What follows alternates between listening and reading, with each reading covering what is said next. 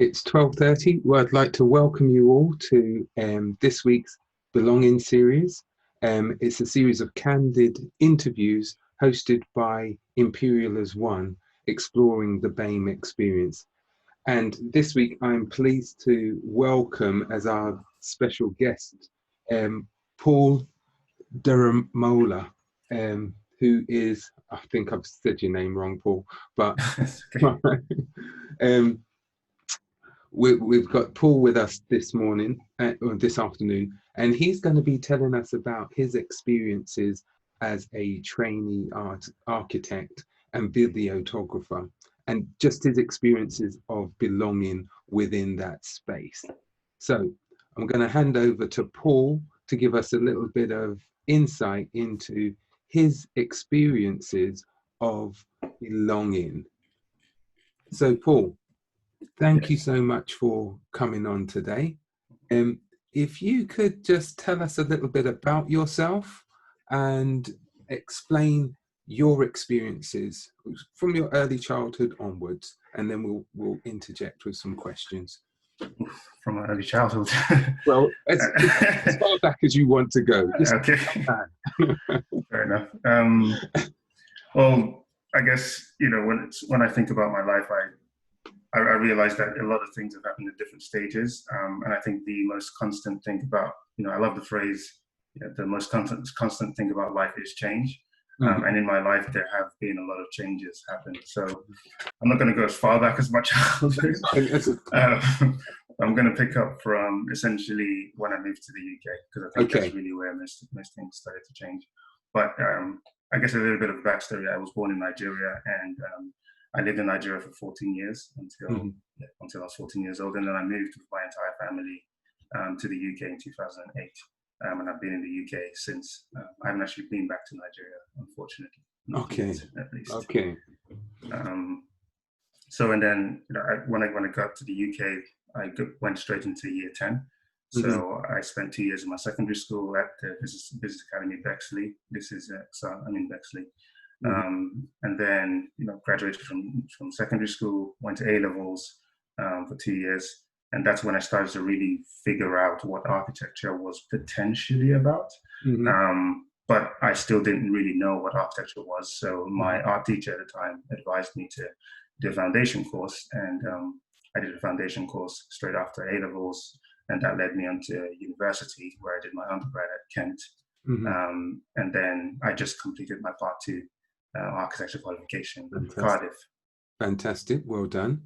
Let me just, before we push on to talk a little bit about what's happening now, I just want to go back to what you were saying about you came over at the age of 14 from Nigeria into the British education system. Just at the time when you're about to start taking exams, etc. How was that for you? How did you fit in? What was your experiences of coming over at that stage in your life? That's interesting. Well, so when I was in Nigeria, my parents, bless them, they've always put pressure on us as children. So I'm one of 4 children. So I've sort of grown up in a household that had the pressure to achieve things. But as an individual, as the second child of the family, I was known to be quite problematic in the house. So I didn't listen to a lot of my teachers in Nigeria. But in contrast, moving to the UK, I very, very instantly felt like I was in a completely different environment. Right. Okay. So, aside from the fact that, of course, I was new, I didn't have friends, and I had to sort of work through making friends and knowing who's who, and I used to get bullied a lot. But we're not gonna go there. So there was a lot of getting used to that, and I think it in some ways actually affected how I perceived education in the UK. I thought it was potentially worse, just from my experience. But then I think just having my parents on my back constantly, I was getting beaten in Nigeria, still getting beaten in the UK. That didn't change anything. But having them constantly on my back actually helped me somewhat get serious, is how I want to put it. So eventually I was able to graduate from pretty good GCSEs, I think, at the time. Brilliant, brilliant. And you said, excuse me, you said that you went to not secondary school. You went and you did art for your A levels, a BTEC, and then you did art.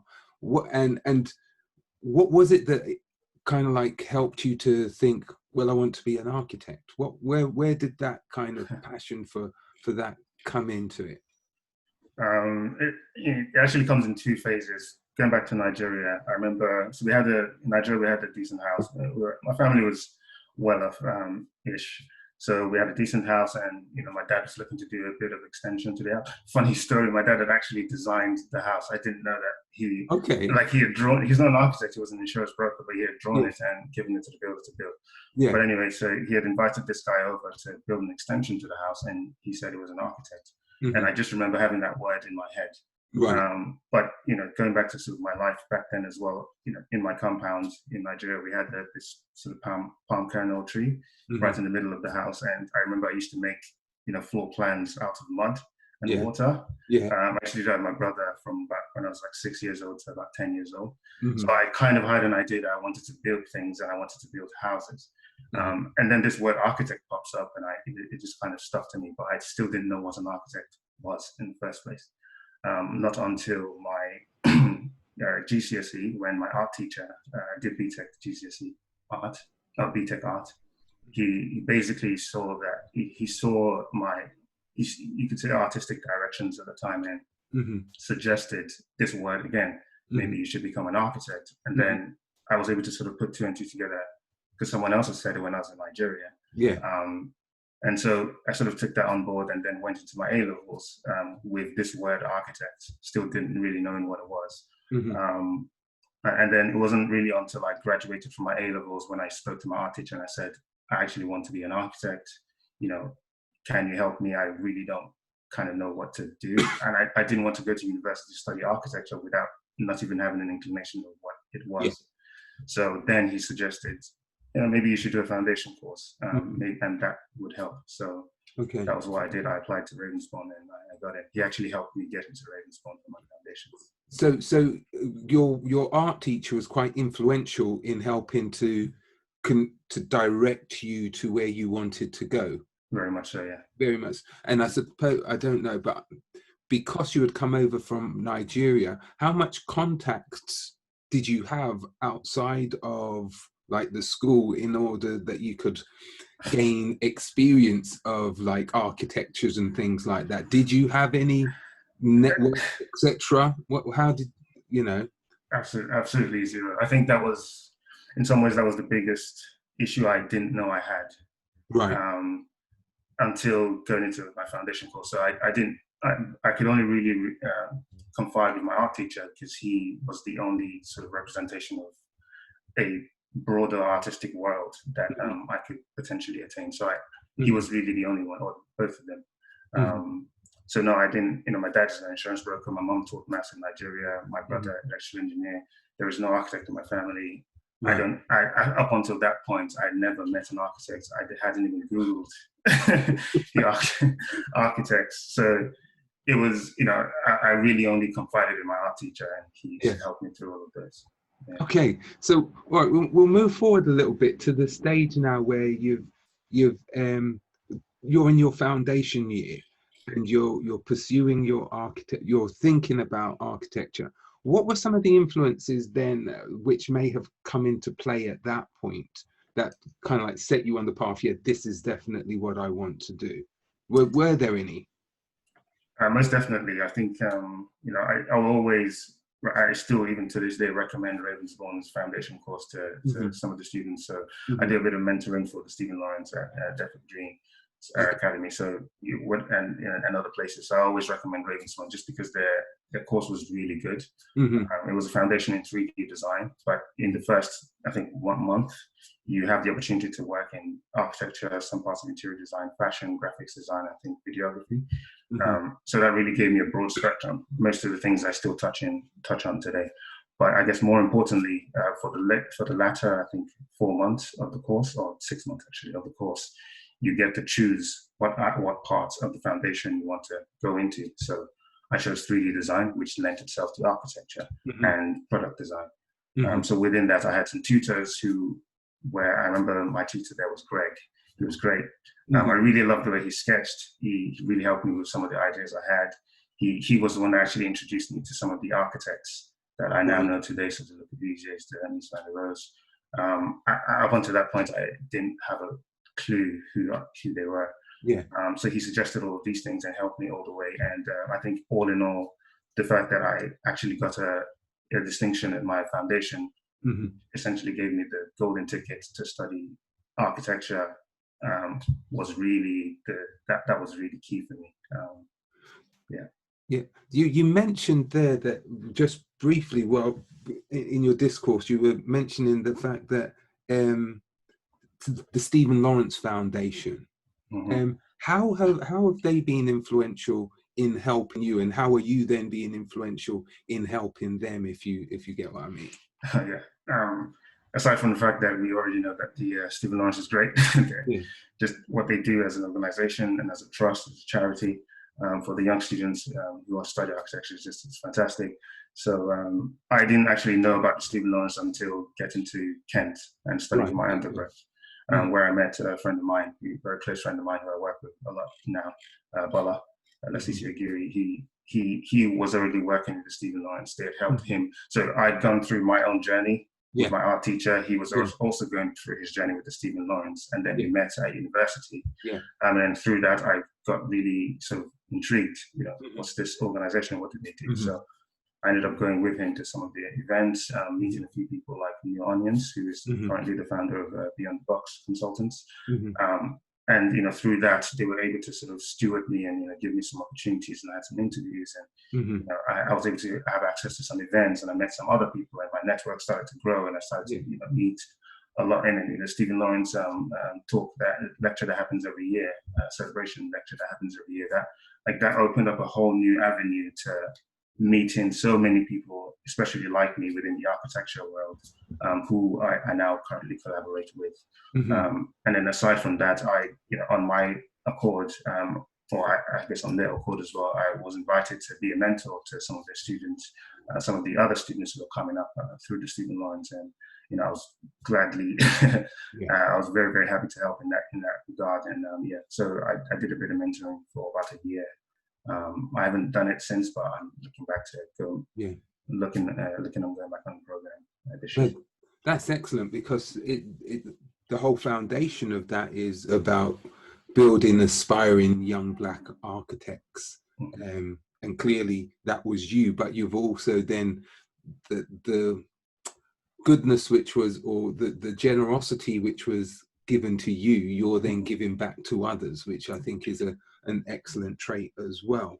So you then went to Kent. I didn't congratulate you for getting a distinction in. I mean, it's been a while, right? But no, it's a good achievement anyhow.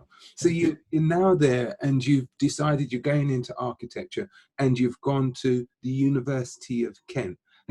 How was it settling into the University of Kent? How many Black students were there on your course, for example? That's just a question. Well, so I guess, so, Kent, fair enough. Kent was the first university I'd ever been to. Actually, up until then, I hadn't gone to any open days, so I didn't even know what a university setting was in the first place. So I literally went straight into Kent, and it was this whole new experience. So on the course itself, I think the Kent undergrad course was very good, especially in the first year. I think most other universities do the same. The fact that the hand drawings are prioritized, just put it simply, hand drawings are prioritized, and then just the amount of help that you actually get as an undergrad in your first year was quite good. But I guess in terms of the disparity between how many people like me, i.e. Black people, were on the course, I think at the start there was 120 or so students, and I think probably about 10 to 15 students were Black, and then over time that started to kind of reduce all the way into my third year. But it was just something I noticed, that they were starting to leave the course, and even now it's something I'm noticing in a way that there aren't a lot of Black people just within the architecture space, although there are some coming up, but it's a very reduced amount in terms of who actually makes it. I just want to explore that a little bit, because coming over from, I'm just looking at the multiple transitions which you had, i.e. coming from Nigeria to England, that's a transition in itself, the educational experiences which are different, but then also then going into a space which would be, again, very predominantly white based on what you've said. So how did that make you feel as a student? What was your motivations in those spaces? Well, I think I say these days, there's always something about having familiar faces that does help, no matter the setting. Yeah. So, in my first year, I had actually met my close friend Bola in the first year. I think it was even in the second week of starting. So our friendship was already sort of growing, and in a way, we started working together quite a lot. We studied together, we produced the work together, we did the quiz together, or in different units or whatever. But having him and then having the rest of the sort of other people who also looked like me on the course really helped for that support. I think that was the big thing at the time. It was almost like I didn't actually know I needed the support until about second year, when I really started to struggle. And I was kind of looking for people who could help. But I didn't, I could just reach out to them because they were just sort of around me. So that support system has really carried me all the way into my third year. But I think in some ways that helped that helped me not, like it helped subsidize, if you will, the effects that, being a minority within the course could have been. Because I know of other universities, and even now I don't really like to say this, but even now in my Cardiff course, my master's, out of 80 or so students, I know Cardiff is sort of a regional city. There was only two people like me in the entire course, and that really affected me. But I didn't know how much it would actually affect me until really this year. So I think at Kent, I did have that support system, even if by the end of third year there was only 5 of us. That was fine. We were still supporting each other. And I think that was really, really more important. Could I just ask a kind of like follow-up question to that? Because you said that you had that support network of about 5 students who helped you out, right? The ones who didn't, let's say you started off with 10, and by third year you were down to 5. So that's an attrition rate of 50%. Now, for the other 5, just roughly talking, were they part of your kind of like close-knit network, or do you know if they had their own little network systems, or was it that you guys clung together from quite early on, and that was? So I'm just exploring the idea. Right. If you can go back. Yeah, I think in first year we all kind of start. It's a weird thing, because I go into the course, I very vividly remember going into one of the workshops for an induction, and the first thing I tried to look out for were the people, because naturally you do that. Oh, there's another one, cool. Hi, my name is Paul. What's your name? You introduce yourself immediately because you want to build a network as quickly as possible. So I had, and the rest of them had also done that in the first year. So it meant that for every crit, for example, we could, all 7 of us or 8 of us would be in the same kind of working area together, preparing for the final crit. So they were part of the network, but I think, as second year kind of went on, they started dropping out, and then by third year, a few more of them dropped out. But the network basically got shrunk down. That's kind of the because I'm just intrigued at that kind of like drop-off rate. You're starting off with small numbers, and then they get even smaller, and it's kind of like, what helps you to survive, and what is it that helps you to thrive within the academic space, as it were? And I'm just interested in exploring those kinds of ideas. So you've got your degree. Were you having to work, or how was it during your time doing your degree? Were you free to just, as some people look at it, when you're doing a degree, it's party time, or how was it for you? Yeah, no, definitely not party time. I mean, the architecture course does not necessarily lend itself to party times. But in my first year, it was, I was new to the university. So in the first year, I went to some of the freshers fair and I went out quite a bit more than the other years. But by the second year, yeah, you really had to get cracking, and there wasn't much time for that. Aside from the fact that I also just didn't have that much money in the first place. I mean, yeah, for that's like a backlog of, moving to Nigeria absolutely just rinsed my parents. Yeah. So we had lost a lot of money on these failed visa applications. So I started off my life in the UK just basically in poverty, like living on £2 a week, or sometimes £4 a month, and starving in school. But then anyway, like that journey basically continued, and that trend of not having enough continued all the way to my university study.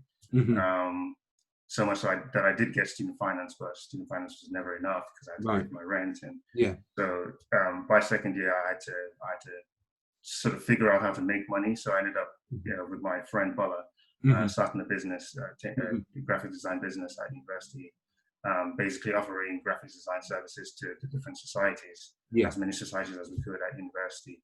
And that continued all the way to my third year, and still is continuing now. And basically fed me as I was doing flyers and videos. Get the money and use that to go to Lidl and do my monthly shopping. So that, and anyway, so that basically helped. And then by third year, I think I got a job at Byron, and then I worked for about 4 months. When you're studying architecture in third year, you can't really be working weekends. You actually need all the time that you can get. So I could only do 4 months, but that was enough to see me through for the rest of the third year. Yeah. So you had your little side. I'm not going to say your side hustle, but it was a little side hustle to help you through to get you where you needed to. Well, to keep you on the course for one thing.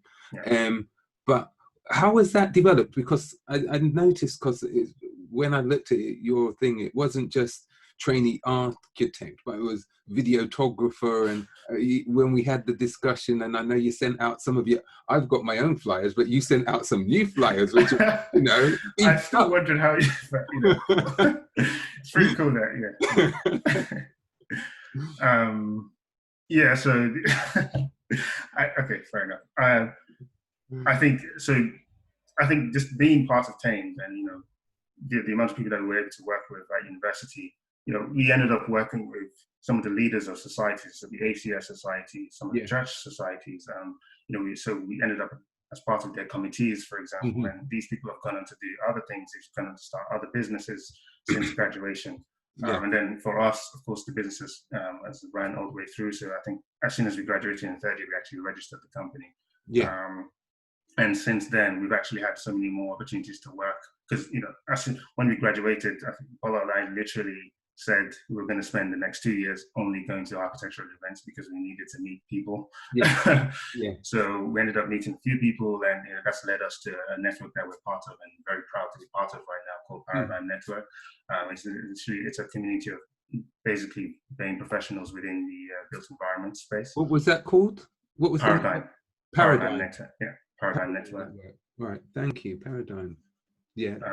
And we met Tara and Landry at Bolade, who have also set up their own practice called GGSG. Like they were really helpful in just sort of embracing us and bringing us into the architectural space. And then we'd also met Alicia and Hani, who basically founded 3.09 Collective at the time. They made us part of it, and now it's changed into Migrants Bureau. So we had so many opportunities to work with so many people, as Bola and I, as sort of TAMED designs. So we're producing graphics, producing websites, videos, promotional content for them, and essentially that was the way that I was able to get into the architecture space, of just more architectural conversations, if you will. So it's just I guess the one really trying to say is setting up the business was in some ways my second golden ticket to entering some of all these spaces, because we're helping so many different people. Yeah. So you've kind of like used your artistic flair, not only in terms of the development of your architecture career, which you're developing, but also as an opportunity to develop a promotional branding company as well, if I've got that right. Yes. So that's that. You're an entrepreneur as well. That means it's not just an architect, you're an entrepreneur, you're a videographer. You got lots of skills there. I'm very pleased. Right. So tell me, of those experiences, how do you see it developing over time with your architecture? What is it that where do you see yourself? What do you want to develop? Well, that's an interesting question, because I'm still in the space of figuring that out. But I think, being part of Paradigm Network, for example, and seeing all the great work that some of the participants produce, and even recently Sean Adams has been doing some great work for the cause. Being part of 3.09, which has now become Migrant Bureau, and having regular conversations with Alicia Fisher and Hani Sali, like, those conversations have really steered me in the direction of trying to actually make an impact within a social agenda. Essentially, trying, because I know how I've grown up, and I know where I've come from, and I used to live in a kind of good situation in Nigeria, but moving to the UK actually meant that I had to start from the bottom, if you will. Maybe in Nigeria I was a little bit spoiled, but coming to the UK, I realized how just the struggles that you face as a minority within certain communities. So, that is really starting to steer the direction of what I want my architectural narrative to be in the future. So at the moment, I'm still working with Migrants Bureau. I'm actually looking to produce, if possible, a series of documentaries that essentially outline certain key projects that potentially have been BAME led, for example, in the UK. To essentially to encourage those who are also like me. To basically to say that, look, if you want to become an architect, you can as well. And these are other people who are also architects who are doing this and this and this and this and this. And you can look up to them, because I've been able to look up to them as well. So it's really that narrative. I think for me, that's the first instance. And then, of course, in tangent is actually becoming a qualified architect, which I hope to do in the next year or so. Okay. So those are my short-term goals, and of course still working with the Stephen Lawrence Trust as well, to bring as many people as I can into the profession. As you were kind of like recounting what your vision for the future were, I could clearly hear inside what you were saying about that passion for changing the narrative, to inspiring the next generation, and I think that that's a really key thing. Is being able to show people who look like us, young people who look like us, to say there are people who you can look up to, not just the pop stars and the sports stars, people who are in other professions which they can look up to and say we can achieve as well. So I think that that's absolutely fantastic. What I'm going to do, this is what I normally do, is I'm going to open up the conversation now to some of the other participants who are on screen with us, and then I'll come back and close off in a few minutes. So, excuse me. I think I saw someone.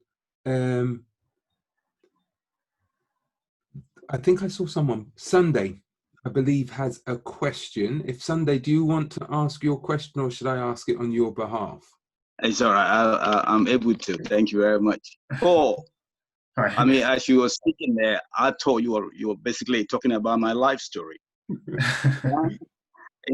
Similar to you, grew up in Nigeria, being sent over, and then the pressure from the parents. My parents actually want me to be an architect, because they do build houses, and they think architects controls everything. Appoints the contractor, tells when to pay and when not to pay.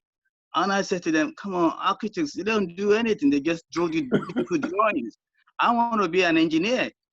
I want to make sure that building, that structure, that whatever stands up, but to satisfy them because they're paying for my school fees and everything. Mm-hmm. I went to do a course in civil engineering with architecture. So they were happy, and I'm also happy. But one thing I want to put my thumb up for you is having to go through that and then sit for your part B or part two of your part two, right? Yeah. That's a very, very difficult exam to sit for. I ran away from that. I said, no, as soon as I do that, I'm going to be stuck in architecture for the rest of my life. It was after that I then realized architects get paid more than engineers. Very stupid decision I've made in my life. So I congratulate you for that. Well done, well done. But the question I want to ask you, how does that pressure, that cultural, that upbringing pressure from your parents affected your life or shape your life as to who you are today? Wow, I think dramatically. I mean, that's the first word I have to use, just because, you know, I know what life was like in Nigeria. Like I said, I was quite troublesome. You know, I was the, you could say, the noisemaker when I was younger. And, you know, my mom never approved of anything that I did just because I wasn't focusing on my education. You know, when it came, like, I used to get beat all the time, and we lived in a compound, there were trees everywhere. So it was just a matter of go outside, break a branch, come in. So I think, so I've always felt that pressure even in my young age, but I think especially felt the pressure just because I wasn't matching. It seemed like I wasn't trying to match up to their expectations. But then moving to the UK, I think the biggest thing was just, I remember my dad saying that, you know, looking at it, my dad tells me back, you know, right now, saying if we had stayed in Nigeria, and because he didn't actually know what I wanted to study, but he was like, if I wanted to study architecture in Nigeria and we stayed in Nigeria, he said I probably wouldn't have done as well as I have so far. So his point was that, you know, he understands that I wasn't sort of trying to conform to his expectations in Nigeria, but he recognizes that since coming to the UK, I've been able to find my space, and I've been able to, you know, sort of, I think, explore and in some ways also flourish within that space. So I've finally been able to match up to their expectations, but it did take a lot of internal searching. It took a lot of battles with my parents. It took a lot of, you know, my brother is an academic. My sister, she went to Oxford, you know, so, you know, the pressures have always been there. But it took me a while to match up to those expectations, and I think I'm getting there now. So. Well done. I'm so pleased with what you're doing for the Daramola, for the charity you're working with. Yeah. Oh, Stephen Lawrence. Yeah. Stephen Lawrence. Sorry. Yeah. Well done. Thank you. Are there any other questions? If you want to put your hands up, otherwise William Acker, I believe you have a question. If you want to come on now, thanks. Yeah, thanks, Paul. Yeah, very inspirational. Yeah, I don't know that much about architecture, I can confess, but a few years ago, I did get to go and see David Adjaye's building, the African American Museum in Washington. Yeah, Smithsonian is just like stunning. So I just wondered whether those kinds of things like inspire you when you see other African descendant architects. And then when you're thinking about your future, do you feel like you kind of want to have like a signature or a mark, the way in which your culture might actually influence your architectural practice? That's a very interesting question. I think the short answer is yes, definitely. I do want to be able to make my mark in some ways. And especially, you know, have people people who are also within sort of my narrative to also make their mark and be able to work with some of them as well. I think it's interesting. So I definitely do look up to some architects, you know, architects within the BAME environment, especially Black architects like David Adjaye. You know, another one is Elsie Rusu, another up and coming, absolutely fantastic architects, you know, Tara Bulade and Larry Bulade of GGS.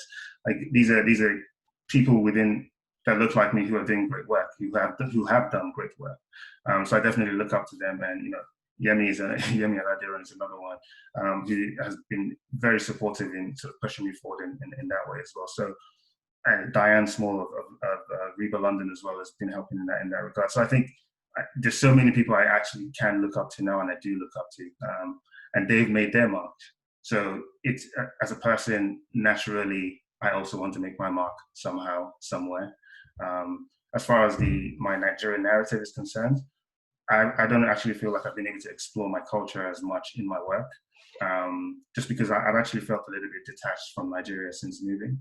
Like I said, I haven't gone back since, it's been 11 years. So within this journey of architecture, I definitely want to go back. And I'm already seeing a lot of up and coming people who are producing work with the African narrative, who are looking to go back and produce some architecture for Africa, for the African countries. Another one is Sean Adams. He just recently released his RCA project, and looking at it, it's based in Ghana, absolutely fantastic. So, I think, again, the short answer is yes, I definitely want to be able to make my mark at some point. And yes, I will look to explore my actual heritage in that regard too. Thank you. Thank you for that question, William. I think we've also got a question from Tara. If Tara would like to ask her question, please. Yes, I'm here. Thank you so much, Paul, for your presentation, and Wayne for having a chat. Really inspiring, actually.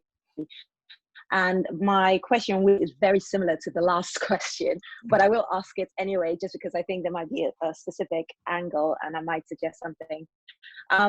My question was going to be, how do you think your history of growing up in Nigeria and the inherent understanding you have and you bring, particularly regarding communal living and living with families, from certainly West Africa tend to live with larger families. How do you think living social value might shape your future architecture, whether in the UK or further afield?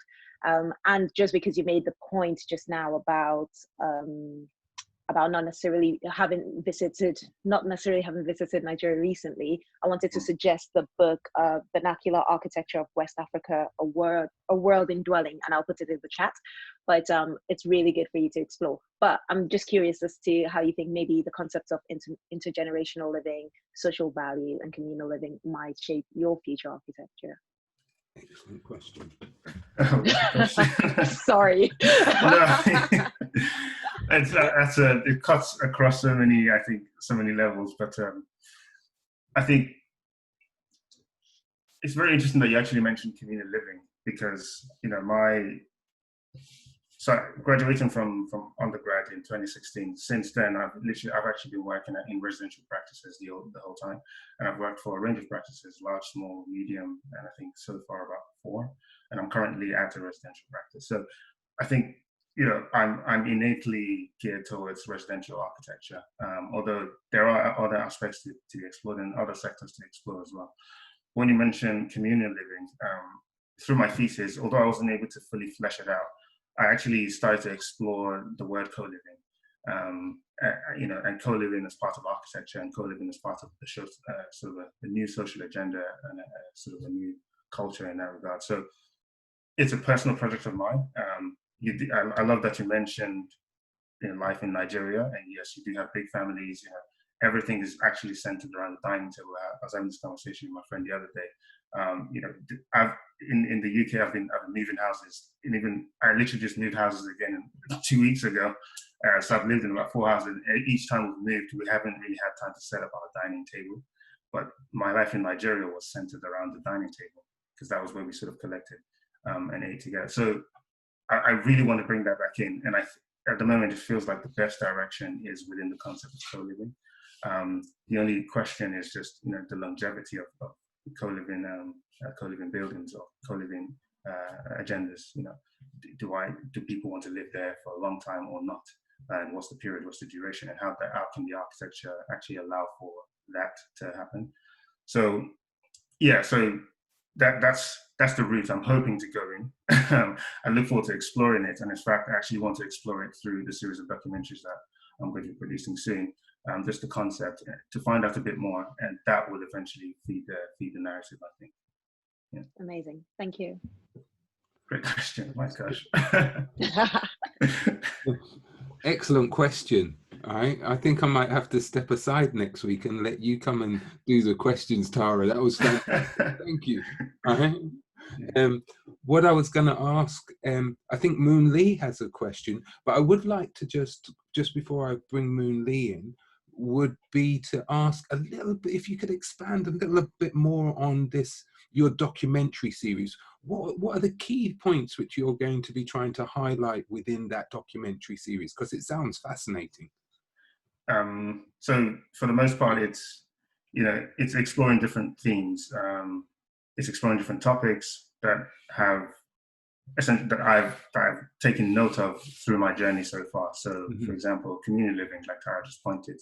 Another example is, just the underrepresented BAME community within the built environment. Those are the two strongest themes, at least. And then, other aspects are actually just international questions, i.e., I've been looking into squares in other countries, some of the Egyptian squares, and how they've influenced the movement of people. Within Migrants Bureau, we talk about, we have monthly meetings where we talk about protesting. We've talked about protesting recently and how that affects the built environment, how to design spaces to allow for protesters to actually. So there's so many different themes, but I think the two main themes, at least in my head, and especially the first one, is just within the BAME agenda, the underrepresented BAME community of the architecture space, or the built environment. So that's really what I want to explore. I actually personally want to find out more about these people and the projects that they work on, for my knowledge and for other people as well. Brilliant, excellent. Moon Lee, if you want to come in with your question, please. Oh, sorry, trying to figure things out. Hey, it was really inspiring to hear about your story. I left a bit of a comment in the chat. Yeah, my mentor, it's really great that you found your niche very soon, because the world of art is so big. Like, for example, my mentor, he was doing a degree in graphic design, and then was only told in his last year, like, oh, I think you're better suited for illustration or children illustration, and therefore he failed his degree, and just didn't pass it. And similarly, like, my mentor also has a Nigerian background. So for him to do a children illustration, his family did not understand, still don't understand what it is. I can imagine, yeah. Even though he's quite successful, he's very popular. He just recently released a second book. And I wonder if you had any conflicts when you grew up, that you have to choose between Nigerian values or British values, and how did you come about it? Sorry, another. No, I mean, that's so interesting. I think, for my mentor, it was tricky because his family, like, you need to have family, you need to have a career, you need to be a doctor, and he's just like exactly going the other way. I mean, in that specific regard, I think although I got a lot of pressure from my parents, I also have to commend them for how they've brought us up as well. I think really what they wanted was to have children who were successful as far as they were concerned. And typically within the Nigerian community, or just any African community, as far as I know at least, success means money. The more money you have, you are successful as far as they're concerned. But I'm starting to understand that in some ways that doesn't really define, it doesn't actually define success. It is one form of success, but I think, through architecture, I've really been able to sort of explore just other parts of communities where they're already underrepresented, and success isn't, the narrative of success isn't being directed towards, isn't being sort of pulled through those narratives. So I think for me, I have in some ways fulfilled that criteria for them. So I have a job, I have good money, it's consistent, all of that stuff, and I'm able to contribute to the family. So they're happy. So anything else really that I do, they don't really need to know. They don't even ask. They don't know that I'm part of these communities. They don't know the side projects that I do. They don't even know that much about my business per se. As far as they know, you know, they call me Akin. Akin has done well and it's great, and they can focus on their life. So it's really interesting. But in some ways, I commend them for that sort of hands-off approach where they're not on my neck all the time. But as long as they know that I have a decent job and I'm doing good, they're fine. Brilliant, brilliant. Paul, it's been a wonderful conversation with you today. I've absolutely loved it. And from the audience participation, I can clearly hear that everyone was enjoying hearing what you had to say. I've got just one final question, right? You're still a young man, right? So I can't normally, some of my other participants are slightly older. And I would normally ask the question, what would you say to your younger self? But you are still quite young. So I'm going to change it slightly to a question of, where do you want to see yourself in 10 years' time? What would you like to have achieved in the next 10 years?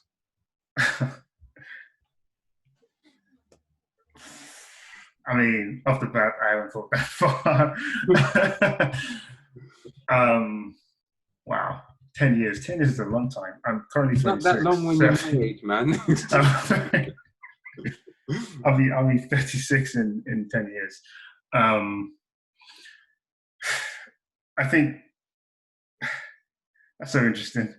I think if I'm to go into 5 years and then I'll go into 10 years. Yeah. Okay. Within 5 years, I definitely want to qualify as an architect. Mm-hmm. Definitely want to establish myself in some way, mm-hmm. shape or form within, the residential space. So within residential architecture, and just really urban regeneration, I think, is the eventual topic I want to be able to tackle in about 10 years. The concept of urban regeneration. I live in Erith, and I've lived in Erith since I moved to Nigeria. So I'm from Nigeria, so I've been in Erith. I've moved houses 4 times, still in Erith. Mm-hmm. And so I feel like there's literally a whole half of my life that I've lived now in Erith. So I feel very in tune, and I feel very connected to Erith. Mm-hmm. But over time, I remember in my first job, so just kind of going to be a long answer-ish. But in my first job at JTP Architects and Master Planners, I'd actually worked on a project that was set in Erith. And that opened up a new idea in my head, because I was now in conversations with some of the council members in Erith, even though prior to that, I'd lived in Erith for 10 years worked for 9 years or so with no conversations whatsoever. And that opened up a whole new agenda for me, so much so that last year I met a friend of mine, a great friend of mine, Kate Ridgway. I met her at actually one of my offices, and we ended up partnering together and doing some community engagement with Erith in regards to some of the projects that, I understood that Erith was undergoing urban regeneration through their local plan or through our local plan. And I really wanted to get involved in that. So I ended up doing some community engagement, hosting on behalf of the council. That ended up leading to a community organization, which I was able to set up with another person called Jonathan, who's tremendous. Yeah, we called it the Erith Think Tank, and that grew to about an online community of about 75 members or so, but a physical community of about 25 members. And we were meeting all the time. We're really trying to push forward this community engagement agenda for the urban regeneration of Erith. And that was a great process for me to go through. And it's still ongoing. It has paused a little bit because of COVID-19, but through that I was able to have conversations with some of the BDP, these sort of big urban regeneration architects who are actually working on those schemes, with Urban Flow, who are working on transport, with TFL. I was in these conversations, and I think that for me was that set the pace and almost clarified what I wanted to do in the long run. So in about 10 years, I want to be in the urban regeneration, and especially the community engagement within that process. But in the short term, I definitely want to qualify as an architect. And like I said, I want to do as much research as I can into some of the people that I look up to build up my education. So. Oh, that's excellent. And you know what? I can already see the success. I already can, right? Because you're a determined young man. You've already shown a lot of resilience. I like the word that you were able to, you're finding your space. You found your space, and you're matching your expectations. You have some expectations for yourself, and you're going out and you're achieving them. And I want to just wish you all the success going forwards. Right? Very much. Because you deserve it. You've done a fantastic job. Very inspirational. And thank you so much for coming on this week. Right? I'm going to just share the screen now and just advertise a few things, as is my custom. Right. So for next week, we're going to have Matthew Downer, and he's an IT specialist who's been working at Imperial across the various campuses for the past 13 years. And he's passionate about changing the negative narratives around being Black. So that's going to be next week, Friday, from 12:30 until 1:15. But before you can, hopefully in a few hours' time, you'll be able to watch this recording again, along with the other Belonging interviews at the Belonging YouTube site, if you want to look at that. But finally, I also want to give a shout out to Black in Neuro, which is an event which is going to be happening next week, all of next week, which will be looking at the contribution of young up-and-coming Black scientists working in the field of neuroscience. So I think that's going to be a really interesting, really exciting topic to go and explore. So all I have left to say is thank you all for coming and listening in, and I hope to see you all again next week for our Belonging series. So thanks once again, and have a good week. Thank you very much, Wayne. Thank you.